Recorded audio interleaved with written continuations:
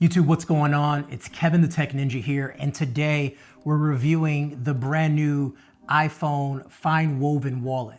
As you guys know, Apple is moving away from leather and they're going to this new material called FineWoven. FineWoven is made from recycled material, it's more eco-friendly, all those things, which is really good for saving the environment, but it also needs to be a good product. Now, I have been using these guys for about 3 days in between my two different iPhones to kind of get an idea of how they are. Apple calls this green one Evergreen, and the blue is called Pacific Blue, and they are $60. And besides the material, they are actually the exact same wallet. They hold only 3 cards. And the way this works is pretty simple. You just load it in the very top like you do with other card holders, and then boom, you have all 3 cards in here. Now, also something to note, to get your card out, there's like a little window in the back. You just flick this up and you get your cards out that way. There's no way to just like grab one card at a time. So let's say, you want to access this front card. There's no way to do it. You have to push them all up, and then you'd have to kind of work around to grab one card. It's not designed to just grab one card at a time. You really pull this up and decide which card you need. Now, as far as securing to the back of the phone, I still think this isn't the strongest magnet around. I think it's the exact same one. So it's on the phone, it's not gonna plop off, it's not gonna go anywhere, but it does come off very easily. I mean, this is like a light thumb press, and this bad boy is really flying off.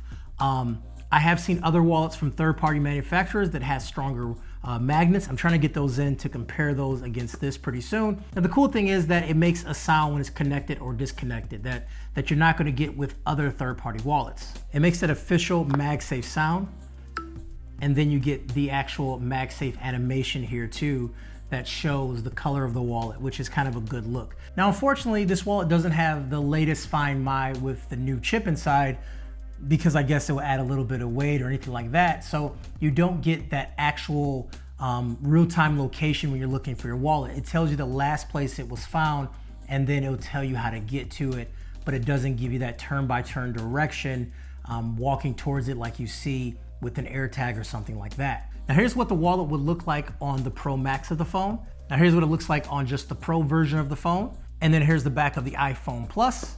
So you may be wondering, what are my thoughts on the FineWoven material? Because it is definitely different. Now, I will say if this is comparable to anything, I would say it's very comparable to suede. When we compare this to the leather Apple wallet, you can definitely see there's a little bit difference here. The Apple wallet that's leather does shine, and this material does not shine at all. And overall, the leather just feels a bit more luxurious. It is the same price as the leather wallet, but it is definitely a different material, and it does feel like a step back compared to the leather. So what I love about the wallet is that I want it to simplify my life. I have my keys on my phone, and I have my wallet on my phone, so everything is now tied to my phone.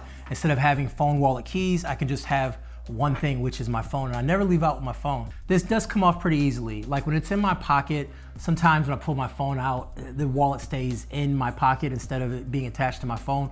So I do wish the magnets were a little bit stronger. That is my biggest gripe with this wallet. But for me, on an everyday basis, 3 cards is definitely not enough. As someone who likes to points churn, I have multiple credit cards, and I like to keep them on me at all times. But as far as craftsmanship, you definitely know this is gonna be built well. You have our stitching, which is all around the edges here, which is super clean, super precise. And then you also have this Apple logo here that's kind of embossed, which looks pretty good as well.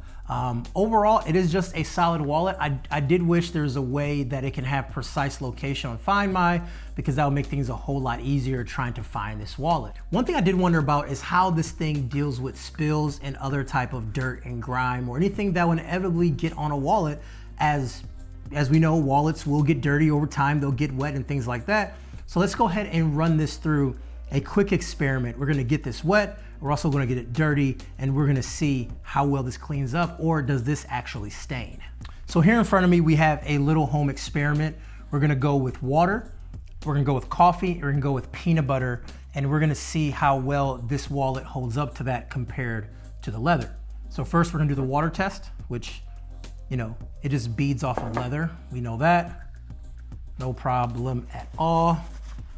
Now, what about the FineWoven? What is this going to do with water?